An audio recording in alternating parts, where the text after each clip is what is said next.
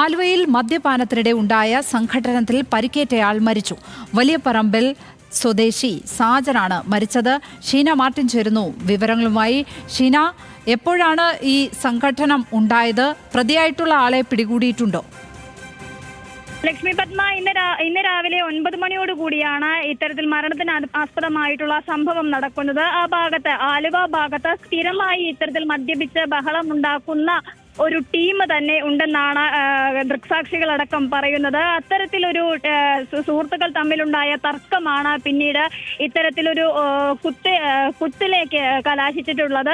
ആ കുത്തിൽ വലിയപറമ്പ് സ്വദേശി സാജന് കഴുത്തിനാണ് പരിക്കേറ്റിരുന്നത്. ആ പരിക്കോടെ കളമശ്ശേരി മെഡിക്കൽ കോളേജിലേക്ക് സാജനെ മാറ്റിയിരുന്നു. പ്രതിയെന്ന് സംശയിക്കുന്ന കോഴിക്കോട് സ്വദേശിയെ നിലവിൽ പോലീസ് കസ്റ്റഡിയിൽ എടുത്തിട്ടുണ്ട്. ഇന്ന് വൈകിട്ട് 6 മണിയോടുകൂടിയാണ് സാജൻ പിന്നീട് മരണപ്പെടുന്ന അവസ്ഥയിലേക്ക് കടന്നത്. ലക്ഷ്മി പത്മ.